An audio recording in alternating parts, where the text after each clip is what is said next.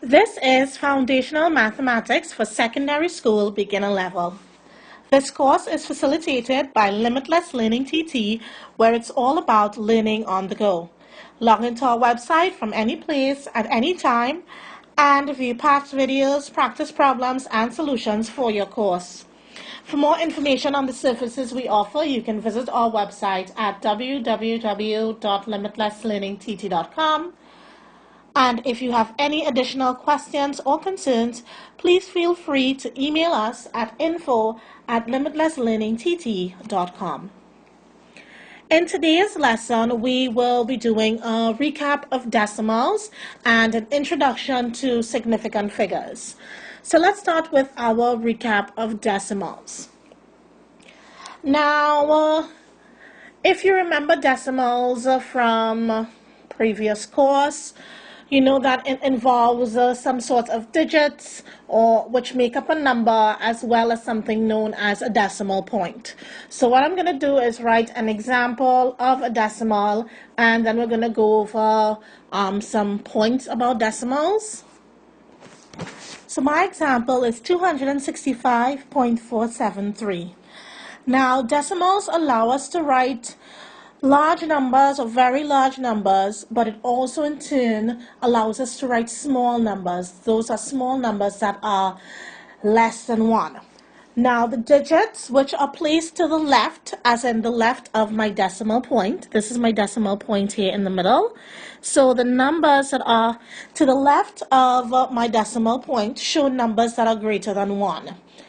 Right, so 265 is a number that's greater than 1, and then the digits that are placed to the right represent a number that's less than 1. So 0.473 is going to be less than 1.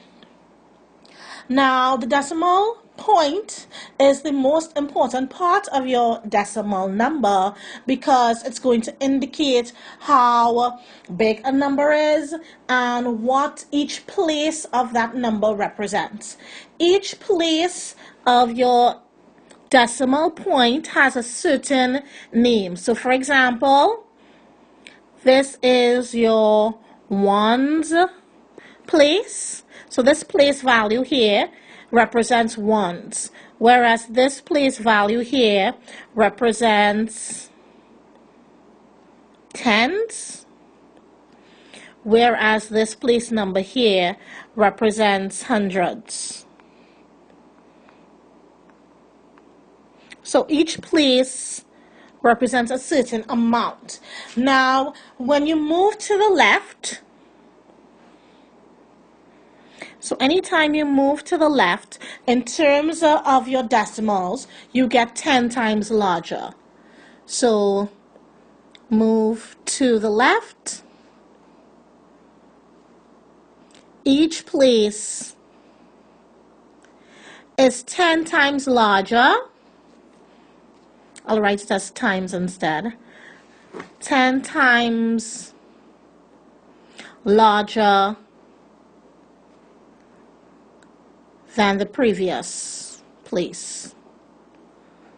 So for example, if we start at ones and we have 5 ones and we move to the next place which has 6, those are the tens place.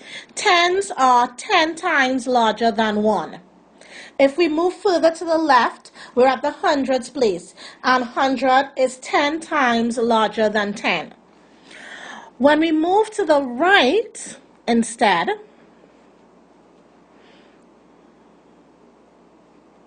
when we move to the right, the place is 10 times smaller than the previous.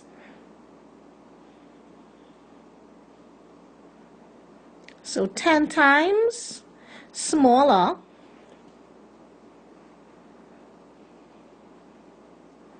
than the previous. So, for example, if I start at 4, well, actually, if I start at 5 and I move to the right, so that I'm moving to 4, this place here has to be 10 times smaller than 1. right? So it's 10 times smaller than my ones place. So what I'm doing is I'm dividing 1 by 10. So this is the same thing as 1 over 10. So this place represents 1 over 10, which is known as the tenth. So tenths. Okay? So since 4 is in that position, it will be 4 tenths.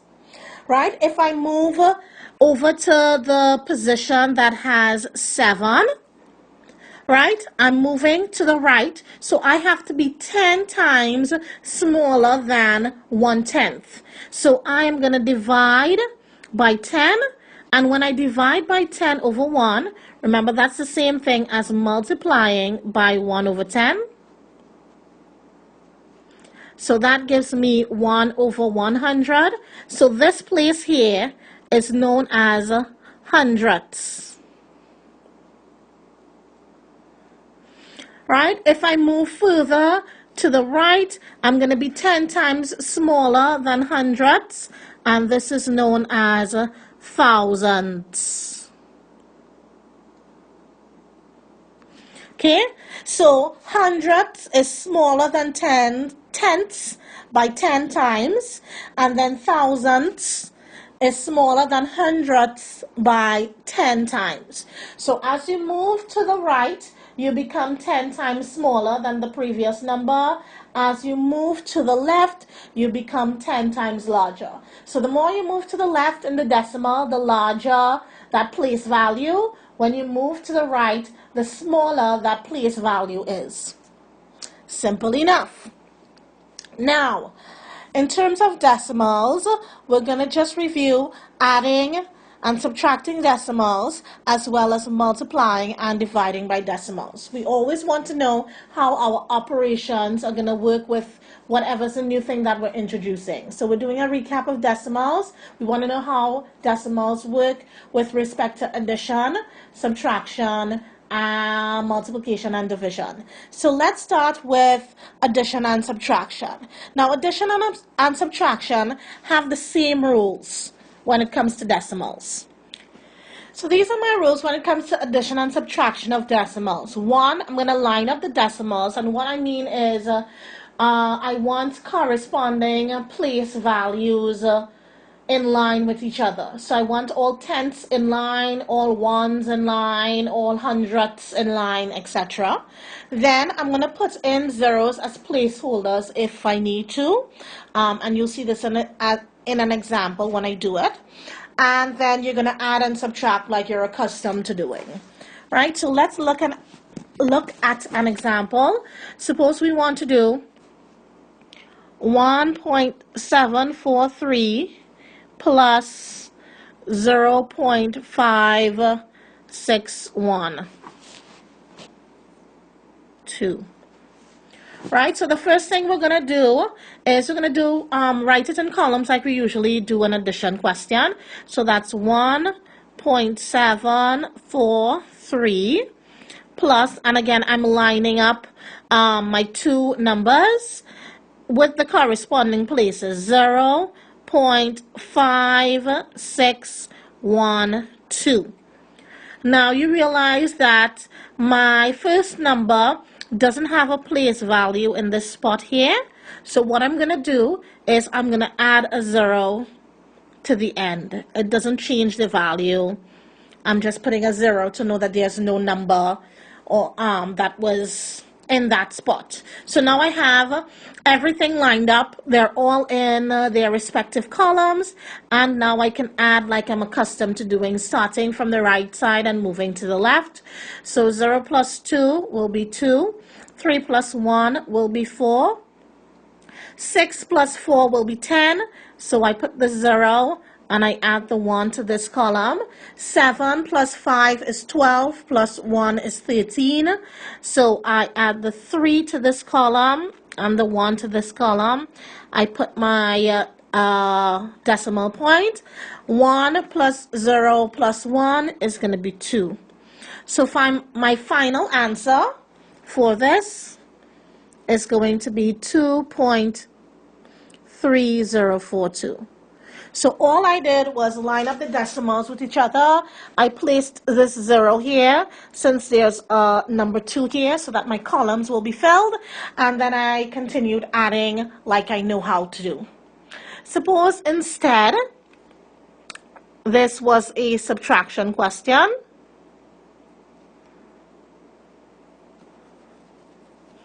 Right, so again, it's 2 decimals. I have a subtraction instead. So again, I am going to line up my decimals. So I have 1.743 minus 0.5612, and this is going to be a 0. I'm filling in a 0 in the spot.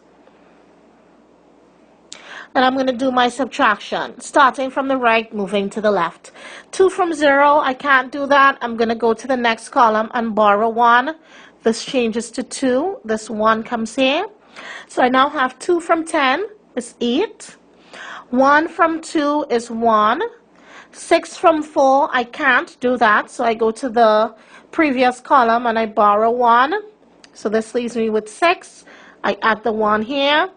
So I now have 6 from 14, which is 8. 5 from 6 is 1. I put back my decimal point, and 0 from 1 is 1. So my final answer for 1.743 minus 0.5612 is 1.1818. So simple enough. Addition and subtraction of decimals. Again, nothing changes from what you know with addition and subtraction of numbers. You just have to make sure that your decimal points line up with each other and all of the other place values also line up with each other. Next, let's move on to multiplying decimals. So when multiplying decimals, we're going to follow 2 rules. 1, we're multiplying normally, ignoring the decimal point. Then we're going to put the decimal point in the answer. And the way that we're going to know where to put the decimal point is that the answer will have as many decimal places as the original numbers combined. Let me explain that. Suppose we wanted to do 0.06 multiplied by 1.1. So I'm going to ignore the decimal places, and what I'm really doing is multiplying 6 by 11. So if I'm going to ignore decimal places, I'll just have 6 for the first number and 11 for the second number. And I do 6 by 11 or 11 by 6 as I'm accustomed doing. So 10s, 1s. 11 multiplied by 6 should be 66. 6 by 1 is 6. 6 by 1 is 6. So 11 by 6 or 6 by 11 is 66. Now, how am I going to know how many? I have to put the decimal point, but how do I know where I'm going to put the decimal point? Well, I have 2 decimal places in my first number, and I have 1 decimal place in my second number. So my answer has to have those combined decimal places. So my answer must have 3 decimal places. And 3 decimal places means there needs to be 3 numbers after my decimal point. And I only have 66, which is 2 numbers. So therefore, my answer for 0.06 multiplied by 1.1 is going to be 0.066. So I now have 3 decimal places. 1, 2, 3. Right? Because 66 is my answer, but I have to put a 0 before that so that I have 3 decimal places. Put my decimal point, and we always know that if there's no other number, it's going to be 0.066. Let's look at another example since it's a little bit tricky. So my question is 61.4 multiplied by 0.4. what I want to do is multiply these without the decimal places. So I'm looking at 614 multiplied by 4. 4 fours are 16. I have to add this 1. 4 times 1 is 4, plus this 1 is 5. And 4 times 6 is going to be 24. So my answer is 2456. However, I need to know where I'm going to put my decimal point. Well, if I look at my first number, I have 1 decimal place. If I look at my second number, I also have 1 decimal place. So those two numbers combined is 1 decimal place plus 1 decimal place. So my answer should have two decimal places. So I'm going to put my decimal point right in between here. My 2 decimal places will be 5 and 6. So my answer to this question is 24.56. Okay, so that's what we do when we're multiplying decimals. What about when we are dividing by a decimal? So let's look at that. So we have two options when we're talking about division. First, we're going to do dividing a decimal by an integer. And then we'll show how we divide by a decimal. So when we're dividing a decimal by an integer, for example, let's say we want to do 2.05 divided by 5, right? 5 is an integer, a whole number, natural number. How are we going to do this? We're going to divide normally, ignoring the decimal point. So that's going to be 205 divided by 5. 5 into 2, it's not going to happen. 0. 5 into 20 is 4. 5 into 5 is 1. So I have 0, 4, 1. Then my second step, I'm going to put back my decimal point like it appeared in my first number. So that's 2.05, and then I'm going to line up the answer with the decimal point as well. So this answer should be 0.41. So you divide like you usually do, and then you put back the decimal point. Or if you prefer to leave the decimal point in and just divide as usual, kind of pretending that the decimal point isn't there, that also works as well. So as long as you get the right answer, you can do a different method. There are different ways to get the same answer. What if instead you wanted to divide by a decimal? Okay, when you're dividing by a decimal, you want to change the number you're dividing by to a whole number by shifting the decimal point of both numbers to the right. Okay, that sounds a little cuckoo, but I promise you when we do the example, it's going to make sense. So we have 1.44 divided by 1.2. So I'm going to rewrite that kind of like as a fraction. So that's 1.44. right, divided by 1.2. Now, all I care about is my denominator, right, or the number I'm dividing by. That's this number here. I need that to be a whole number. In order for that to be a whole number, I'm going to have to move my decimal point one place to the right. Whatever I do to the bottom, I have to do to the top. So I'm also going to move my decimal point the same number of places to the right. So that's here. So this becomes 14.4, and my denominator becomes 12. So now I am back to dividing a decimal by an integer. So I've changed dividing by a decimal to make it as though I'm dividing by an integer. And then I follow the rules for an integer. I divide normally. So 12, right? So what I'm left with is 14.4 divided by 12. 12 into 14, well, 12 into 1 is 0. 12 into 14 is 1, remainder 2. I put back my decimal place, and 12 into 24 is 2, so my answer is 1.2. Okay, so when you're dividing by a decimal, you want the denominator to be a whole number. So how many ever number of places you have to move your decimal point to get a whole number, you do that to the top as well. You move it the same number of places, and then now you're dividing a decimal or dividing a number by another number, by an integer, and then you can just follow the rules from before. So what we would have done so far is a recap on how to add and subtract decimals, how to multiply decimals, how to divide a decimal by an integer, and then how to divide any number by a decimal. So now what I want to do is an introduction to significant figures, right? We just went through decimals so that you have a good enough idea of what was done before, just to make sure that that foundation is there. And now we're going to move on to an introduction to significant figures. So, significant figures. What are significant figures?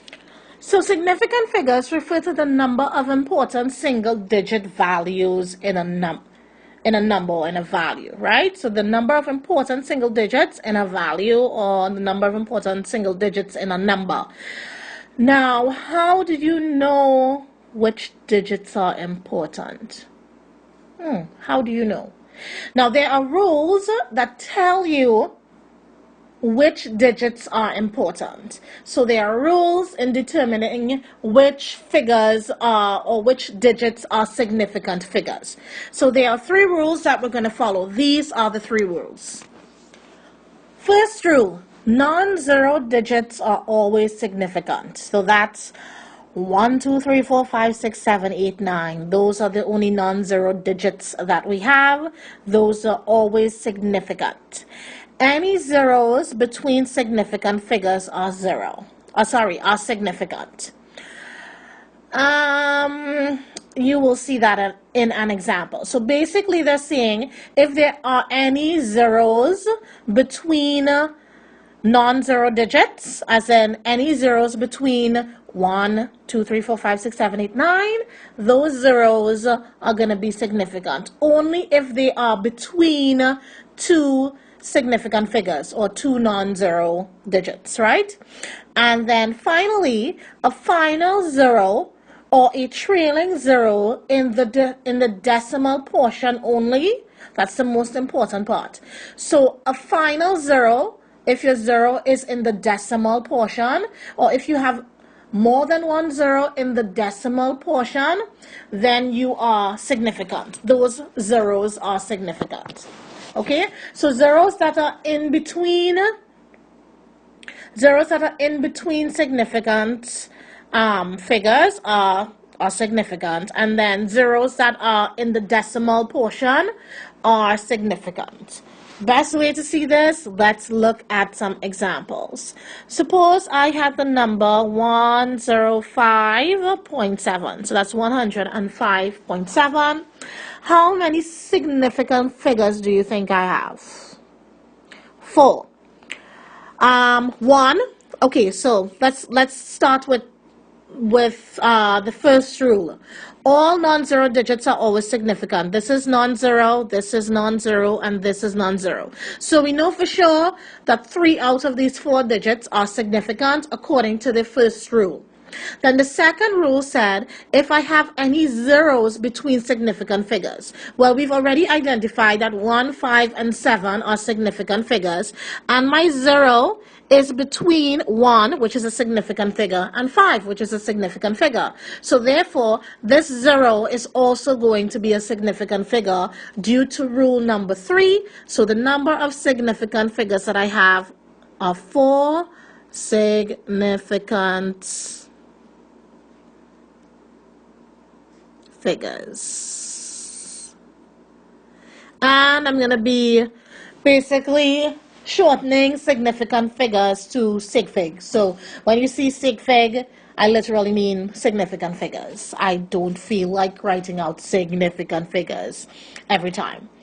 Okay, let's look at another example.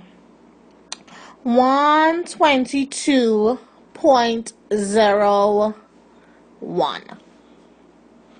Okay, so I know for sure 1, 2, this 2, and this 1, for sure. I know those are significant figures according to my rule number 1, which says non-zero digits are always significant. 1, 2, and 1 are non-zero digits, so they are significant. Well and great. Then I have this 0, and this 0 is between 2 and 1, which I've already identified as significant figures. So that means that this 0 is also a significant figure according to rule number 2. So therefore, I have 5 significant figures. Okay, easy enough thus far until it starts to get more difficult. What if I have 0.0019? Okay, how many significant figures do I have? Well, I know for sure 1 is a significant figure and 9 is a significant figure. Again, because of rule number 1, which says all non-zero digits are always significant. So I'm sure I have 2. What about these 3 zeros? These zeros, I have a 0 here and I have a 0 here. Now, are these zeros between 2 significant figures? No. So, rule number 2 is out. Then it says a final 0. None of these zeros are final 0. Final means it needs to be at the end of your number. It's not at the end of your number. So it has to be a final 0 or trailing zeros. That means at the end in the decimal portion are significant. Because those zeros are not final or trailing, because they're not at the end of your decimal, they are not significant figures. And as a result, this number has 2 significant figures, with the 2 significant figures being 1 and 9. Okay, let's look at another example. I'm going to keep this last one that we just did. I'm going to put it back to the top so that you have it as a reference, and then I'm going to do another one, right? So this was 0.0019, and we know that that had 2 significant figures. What if instead the number that we're working with is 0.00190? How many significant figures do we have in this number? So let me at least identify which numbers I'm sure are significant figures. That's going to be the number 1 and the number 9, because again, according to rule number 1, all non-zero digits are always significant. So I'm good to go with that. Now, the zeros that come before. Is this first 0 in between 2 significant figures? No. This 0 in between 2 significant figures? No. This one in between 2 significant figures? No. This one here, is it in between 2 significant figures? No, it isn't. So thus far, I'm still at 2 significant figures. I've gone through rule number 1 and rule number 2. I'm going through rule number 3. A final 0 or trailing zeros in the decimal portion only. Is this a final 0? No. Is this a final 0? No. These 2 zeros. They're in the decimal portion, but they're not final because they're not at the end. So any of these zeros that came before 1, they are not significant. But what about this 0 at the end? All right? The 0 is a final 0. Yes, because it's at the end of the number. So it is a final 0, and it's in the decimal portion because it's after the decimal point. So that means that this number is also significant. By rule number 3, So therefore, in this question, we have 3 significant figures. So I want you to take a look at this first example 1 and this example 2 to see how they're slightly different by me just adding a 0 at the end. And by adding the 0 at the end makes this second number have 3 significant figures only because of this final rule here, number 3, that says a final 0 or a trailing 0 in the decimal portion is going to make you significant. Okay, next example. Because I'm trying to do a lot of examples as much as possible because significant figures is something that's kind of tricky, and sometimes people don't know if it's a significant figure or not, but I promise if you just follow those 3 rules as much as possible, it should make your answers work. Okay, so let's do another example. Let's say we have 380 and we want to find the number of significant figures. According to rule number 1, 3 and 8 are both significant figures. Then number 2, my 0, which is this number 0, is it between 2 significant figures? No, it is not. Okay, so ruling out number 2. Number 3 says a final 0. Is it a final 0? Yes. But is it in the decimal portion? It has to be in the decimal portion only. No, it isn't, because this 0 isn't after a decimal point at all. Like if you were to put a decimal point, it would probably be here. But it isn't. This 0 isn't after the decimal point. So it isn't actually a final or trailing 0 that's in the decimal portion. So that means that this 0 here is not a significant number, and as a result 380 only has 2 significant figures. Let's look at another example. Let's say we had 2,000. 2,000, we know for sure that the number 2 is a significant figure. Yes, it is. Great. Fantabulous. What about the other 3 zeros? It's not the other 3 zeros. None of them are between significant figures. So number 2, rule number 2 is not helping me. Final zeros or trailing zeros. Technically, they are trailing zeros, but they're not in my decimal portion, right? They're actually before my decimal point. So they're not after my decimal point, so they're not in my decimal portion. So therefore, they can't be a significant figure according to rule number 3. So the number of significant figures that I have is simply just 1. So this is 1 significant figure. All right. Not too bad. Now I'm going to make things a bit more tricky. What if I had 2,000.0? So before I wrote 2,000 as just 2,000, now I'm going to write it as 2,000.0. How many significant figures does this number have? Now let's check out the rule. 2. Is 2 a significant figure? Yes, it is. According to rule 1, it's a non-zero digit. Non-zero digits are always significant. So great, we know for sure we have 1 significant figure, for sure. Then we have 3 zeros here before my decimal point. And then I have a 0 after my decimal point. Now, I'm going to look at my yellow 3 zeros. Right now, if I just look at the yellow 3 zeros, I'm not looking at anything else. Are they between 2 significant figures? I don't know as yet because I haven't identified if my green 0 if that's a significant figure as yet, so I don't really know. Is it a final or trailing zero? It isn't. So the only way that my 3 zeros that are in my yellow portion, the only way they can be significant is if I find out whether the 0 that's in my green spot is significant or not.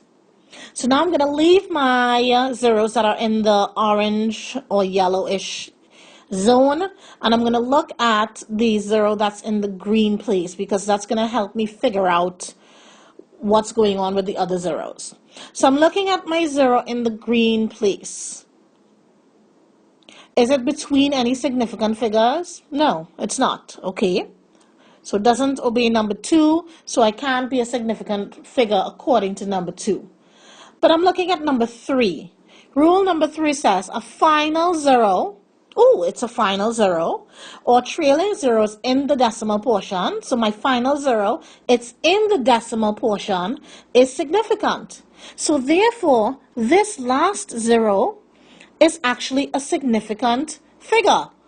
That's great. Now that we know for sure that final digit is a significant digit, it means that these 3 zeros here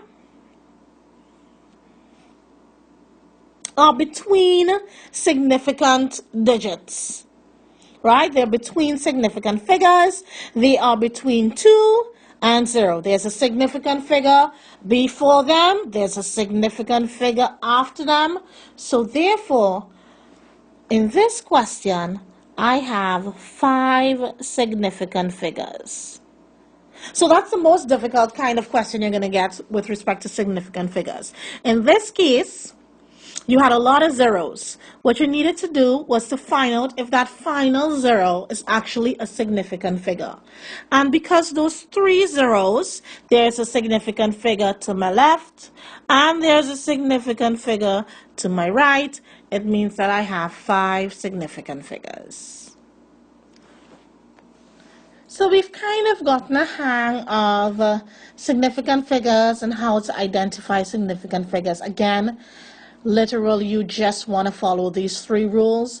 Make sure that your numbers satisfy one of these 3 rules to figure out whether they're a significant figure or not. Now, what we can also do with significant figures is that we can round, like you know how we rounded to the first decimal place, or we rounded to tenths, or we rounded to 100, or we rounded to 1,000,000, etc. You can also round using significant figures. So I can give you a number and I can say find that number to 1 significant figure, or find that number to 2 significant figures. So the rules of rounding are pretty much going to remain the same. It's just going to be a little more tricky because you have to take into consideration what is a significant figure. So let's actually look at an example first. Let's say we had the number 105.7, right? And we want to round to 1 significant figure, right? So the first thing we need to do is find out what is the first significant figure. Now, in this question, let's identify how many significant figures we have in the first place. So we have 105.7. We know that 1, 5, and 7 are definitely significant figures because of rule number 1, non-zero digits are always significant. Great. Then this 0 that's in the middle, it is between 2 significant figures. It has 1 to the left and 5 to the right. So therefore, this 0 is also a significant figure. So the number 105.7 has 4 significant figures. I'm going to write that down because that's of importance. So this number has 4 significant figures. I'm going to write it on top here so that we remember that. We want to round to 1 significant figure. This is our first significant figure. So what we do is we look at the digit that comes after that first significant figure. If it is 5 or more, then we round up, right? You add 1. The same way that you would do when it was decimals or rounding to 10 or 100 or etc. So if it's 5 or more, then you round up. And if it's less than 5, then you round down. So 105.7 to one significant figure. The number that's right after your first significant figure is 0. 0 is less than 5, so you round down. That is 100.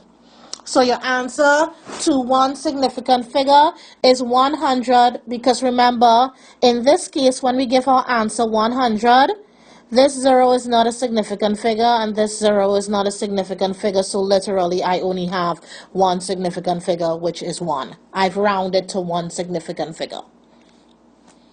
Okay? What if instead I wanted to round to, I'm using the same example, I wanted to round to 2 significant figures. So, I'm going to look at, remember I have 4 significant figures. Each one of these numbers is a significant figure. So I am going to look, I want to round to 2 significant figures. So this is 1, 2. I'm going to look at the third digit, which is this one here. If it's 5 or more, I'm going to round up. It's actually 5. So that means I'm going to round up, which means I'm going to add 1 to this previous number. So when I round to 2 significant figures, I get 110. And again, this makes sense because 110 has 2 significant figures. This one and this one. The 0 that comes after, it does not obey rule number 2 or rule number 3. So therefore, I have in fact rounded to 2 significant figures. I know it seems a little bit tricky. It really is. It sucks. But we got to do it. Okay, what if instead we wanted to round to 3 significant figures? Because why not? Right, we want to round to 3 significant figures. And again, remember, this number has 4 significant figures in it. So for 1, 2, 3 significant figures, we look at the 4th value, which is this value. Is it 5 or more? Yes, it's 7. 7 is more than 5. So we're going to round up by adding 1 to the number before it. So this becomes 106, and 106 actually has 3 significant figures. 1 is a significant figure, 6 is a significant figure by rule number 1, and the 0 in the middle is a significant figure according to rule number 2. So I have in fact rounded to 3 significant figures. Simple-ish enough, kind of. Let's do another example. I'm going to use this difficult one that we did just now, which was 2,000.0. Ooh, this is difficult. Actually, I don't want to make it that difficult. Let me change the question. I want it to be 2,000 and let's make it 0.7. 0.6. All right, let's do this one instead. Okay, so how many significant figures do I have in this question? Well, I definitely know that 2 and 6 are significant figures due to rule number 1, and then the 3 zeros that are in the middle due to rule number 2. The number before and the number after are significant figures, so they are between significant figures. Therefore, those zeros are also significant figures. So the number of significant figures that I have here would be 5. So I'm just going to put that on top so that we remember. We have 5 significant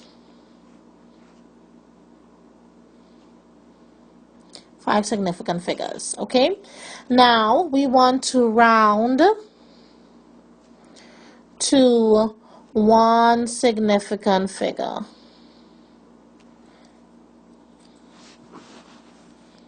So in order to round to 1 significant figure, we're going to first identify our first significant figure. That answer is 2. So we're looking at the next digit. The next digit is going to be what? It is going to be 0. 0 is less than 5, so that means we are going to round down, and our answer is going to be 2,000.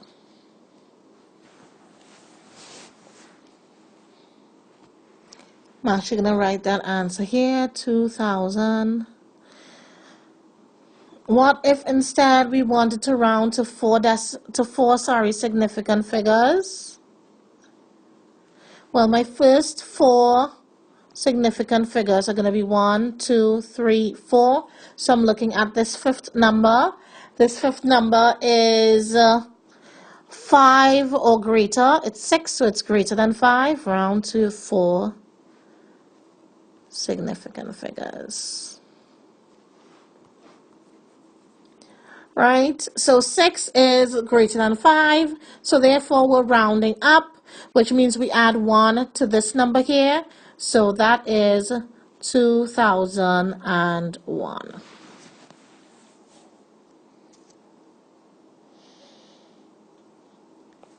Now, you could have asked me to round to